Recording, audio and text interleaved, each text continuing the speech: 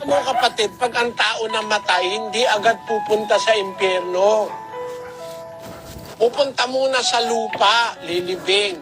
Yung espiritu babalik sa Diyos. 12:7 ng Ecclesiastes. At ang alabok ay mauuwi sa lupa gaya ng una. At ang espiritu ay mababalik sa Diyos na nagbigay sa kanya. Yan, diyan mangyayari pag namatay ang tao. Pero maghihintay ka ng paghuhukom. Pagdating ng paghuhukom, bubuhayin uli ang mga patay. Yung katawan mo, bubuuin uli yun. Bubuuin uli. 37:4 ng Ezekiel.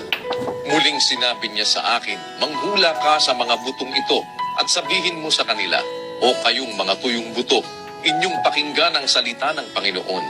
Ganito ang sabi ng Panginoong Diyos sa mga butong ito, narito, aking papapasukin ang hinga sa inyo at kayo'y mga bubuhay.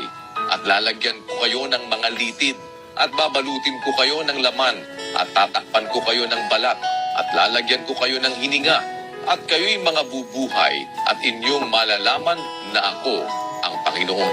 Bubuhayin uli ng Diyos ang tao. Tapos saka tayo huhukuman. We will face judgment. Doon sa Apokalipsis 20:12 sa Cebuano, ug nakita ko ang mga minatay, mga dagko, mga gagmay, nga nagatindog sa atubangan sa trono. Ug gipamuklad ang mga basahon. Ug may laing basahon nga gibuklad, nga mao ang basahon sa kinabuhi.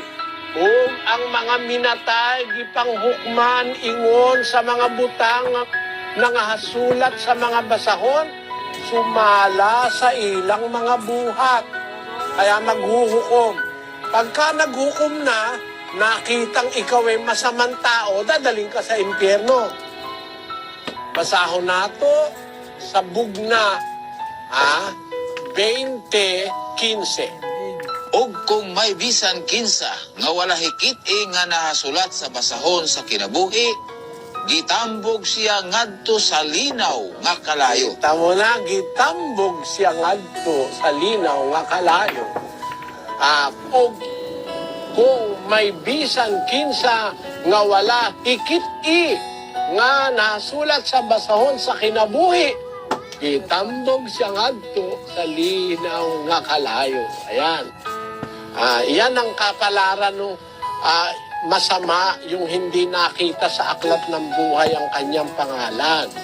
Kaya, sa tanong mo, meron ba totoong may impyerno? Meron nun, sabi ng Diyos yun eh.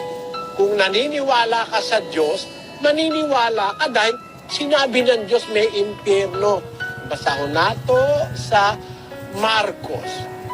Ug kung ang imong kamot mao ang magapapangdol kanimo, putla.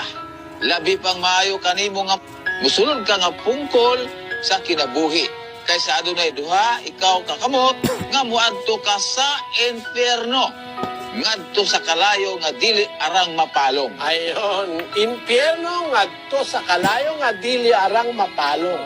Kita mo kapatid, may impyerno talaga. Matakot tayo doon, sumunod tayo sa Diyos. Yan ang sagot na